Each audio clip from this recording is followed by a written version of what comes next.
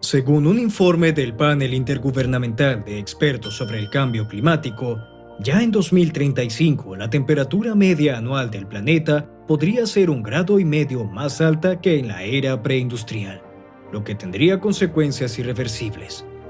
Pero hay lugares donde esta cifra será el doble. Estas tierras serán las primeras en verse afectadas por el cambio climático.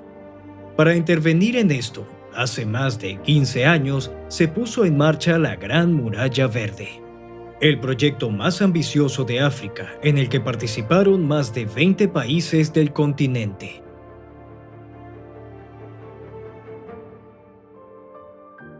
El Sahel es una región africana que constituye una especie de zona de transición entre el desierto del Sahara al norte y las tierras más fértiles del sur. Este lugar tiene una característica natural tan conspicua en los mapas que divide África en la zona desértica amarilla y la zona verde. La región está cubierta principalmente por praderas y sabanas, con manchas de bosques y matorrales. Su longitud desde el Océano Atlántico hasta el Mar Rojo es de algo menos de 6.000 kilómetros. Y su superficie supera los 3 millones de kilómetros cuadrados, comparable a la de India. De hecho, hay 13 países en la región, unos de los cuales apenas tocan el Sahel. Por ejemplo, Argelia y Camerún. Otros tienen una gran proporción de territorio en esta región de transición, entre ellos Malí, Níger, Chad, Sudán y otros. En la actualidad, unos 145 millones de personas viven dentro de las fronteras del Sahel, y a pesar de las difíciles condiciones, la población va en aumento. Así, según la ONU, en 2050 podrían vivir ya en estos territorios 330 millones de personas. Ya ahora es una de las regiones más jóvenes y de más rápido crecimiento del mundo. El 64% de la población tiene menos de 25 años. En el siglo XX, el Sahel sufrió una serie de terribles sequías y se considera que es una de las regiones más afectadas por el calentamiento global. La región está literalmente al borde del cambio climático de la Tierra. Los métodos agrícolas inadecuados, pastoreo incontrolado y, naturalmente, la erosión del suelo han acelerado la desertización de la región y empujado al Sahara hacia el sur. Así, solo en el siglo XX, el desierto ha crecido cerca de un 10%, debido sobre todo a las regiones meridionales.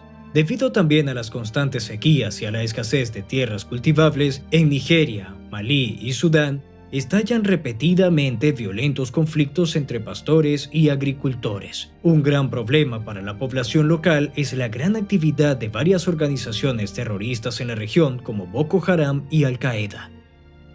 El Sahel no es un lugar pacífico donde, aparte de la naturaleza, las personas tienen que competir entre sí, no tanto por unas mejores condiciones de vida como por la supervivencia. El Sahel es una auténtica bomba migratoria y sin un control adecuado, el fin de los conflictos armados y una mejora en términos de seguridad alimentaria podría convertirse en la mayor fuente de refugiados del mundo. Afortunadamente, ya se está trabajando en la seguridad alimentaria y la lucha contra la desertificación. Según muchos expertos, la única forma de preservar a la tierra fértil para detener el desierto y dejar la región habitable es plantar millones de árboles en una larga franja que formaría una especie de muro verde.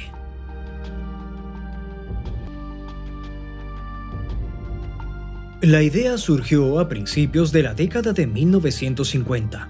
La propuso el pionero de la ecología, el británico Richard St. Barbe Baker, durante una expedición al Sahara. Propuso un proyecto llamado el Frente Verde. Según él, para contener la expansión del desierto, había que plantar árboles en una zona de 50 kilómetros de ancho. En realidad, la idea de St. Baker no era especialmente original, ni siquiera para su época. En aquella época, Estados Unidos ya contaba con la experiencia del proyecto del Cinturón de Protección de las Grandes Llanuras. Fue iniciado por el presidente Franklin Delano Roosevelt como respuesta a las graves tormentas de polvo y sequías de principios de los años 30. Los estadounidenses consiguieron plantar 220 millones de árboles en una superficie de 48.000 kilómetros cuadrados. La idea de St. Baker se planteó en una cumbre celebrada en la capital chadiana con motivo del Día Mundial de la Lucha contra la Desertificación y la Sequía en 2002. En 2007 fue respaldada por la Unión Africana y en 2012 se adoptó la Estrategia Común de Desarrollo Regional. El proyecto fue puesto en marcha por 11 países, pero posteriormente se sumaron casi otros tantos. Incluso los países que no tienen un muro verde desempeñan un papel indirecto e igualmente importante en la iniciativa. El Banco Mundial, de la ONU y la Unión Europea participan en la financiación. La Gran Muralla Verde se concibió originalmente como una barrera de árboles de 15 kilómetros de ancho y casi 7.800 kilómetros de largo. Con el tiempo, el proyecto evolucionó hasta convertirse en algo más que una simple historia de plantación de árboles. Se convirtió en un mosaico de programas interrelacionados destinados al desarrollo rural del Sahel. Idealmente, la Gran Muralla Verde debería mejorar la vida de la población local, crear nuevos puestos de trabajo y aumentar la seguridad alimentaria. En otras palabras, el proyecto se considera una buena oportunidad para que África consiga la vida mejor que esta región merece desde hace tiempo. Los objetivos del proyecto son ambiciosos.